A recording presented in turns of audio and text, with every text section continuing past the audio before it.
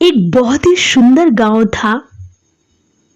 उस गांव में एक दादी माँ रहा करती थी, जिनकी उम्र तकरीबन 90 वर्ष की हो चुकी थी।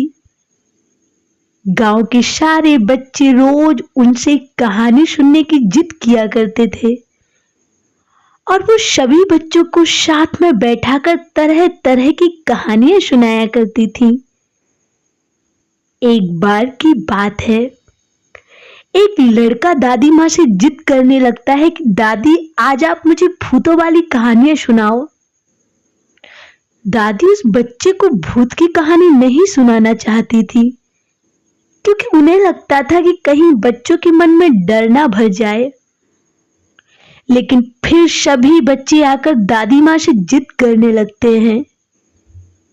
बच्चों के इतना कहने पर दादी मान जाती हैं और कहती है, अच्छा ठीक है, मैं तुम सबको भूत की कहानी सुनाती हूँ, पर इसके पहले तुम सारे बच्चे मेरे चारों तरफ बैठ जाओ। और फिर दादी कहानी सुनाना शुरू कर देती हैं। एक घना जंगल था। उस जंगल में एक छोटा सा पहाड़ भी था। वहां एक डरावनी आत्मा रहा करती थी। उस पहाड़ में एक छोटा सा खंडर था। उसी खंडर के अंदर उस आत्मा का खजाना छिपा था, जिसमें बहुत से रत्न, हीरे, मोती, जवाहरात और महिलाओं के बहुत से आभूषण थे। वो आत्मा उस खजाने की रक्षा करने के लिए उस जंगल में भय का माहौल बनाए रहती थी, ताकि कोई भी उस खंडर के करीब ना आ सके।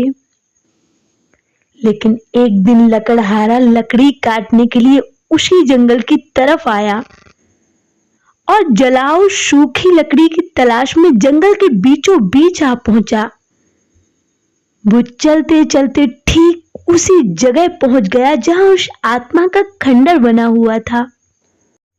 उस खंडर के आसपास बहुत सी सूखी हुई लकड़ियां पड़ी हुई थी। लकड़ियों को देखकर वो खुश हो गया। उसने सोचा कि इनसे अच्छी जलाऊ लकड़ी तो शायद पूरे जंगल में भी नहीं होंगी, जो पूरी तरह से सूखी हुई थी।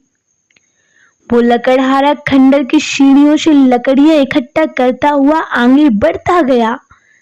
लकड़ियां बीनते बीनते वो जैसे ही उस खंडर के द्वार तक पहुंचा, उसे वहां एक बहुत ही विशाल दरवाजा दिखा, जो पूरी तरह लकड़ी का बना हुआ था।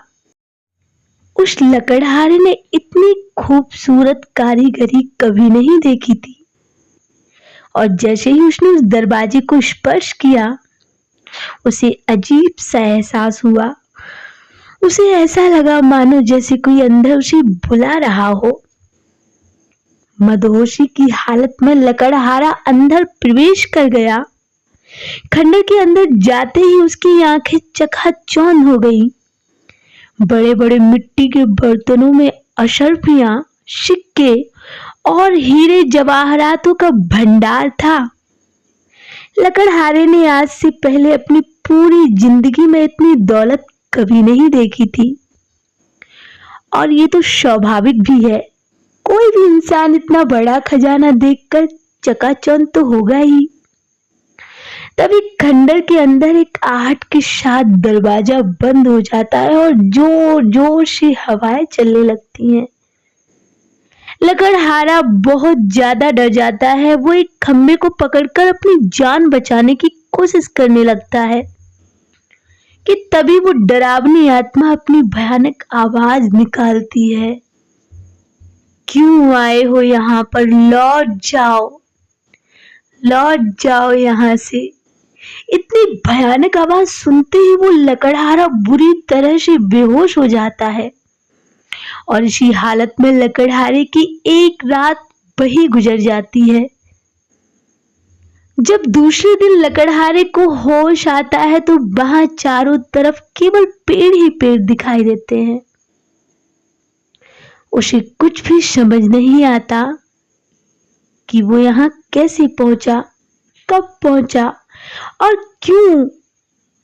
तब उसे अपनी जेब में कुछ होने का एहसास होता है कि वो अपने कुर्ते की जेब में हाथ डालता है, तो उसे एक सोने का सिक्का मिलता है। वो उस सिक्के को देखकर बहुत खुश हो जाता है। वो सोचता है कि आखिर ये इतना बड़ा सिक्का उसकी जेब में आया कहाँ से। लेकिन मन ही मन वो बहुत खुश होता है कि चलो अब उसका खर्चा तो चलेगा कम से कम। और वो उत्साहित होकर अपने गांव बिना लकड़ियों के ही आ जाता है। घर में आकर सभी को ये बात बताता है, लेकिन उसके घर वाले कोई भी प्रतिक्रिया नहीं देते उसकी बात से।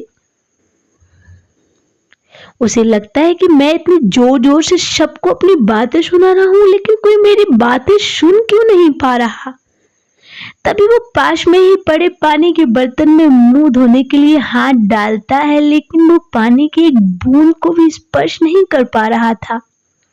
उसे कुछ भी समझ नहीं आ रहा, वो अदृश्य हो गया या उसकी मौत हो चुकी है।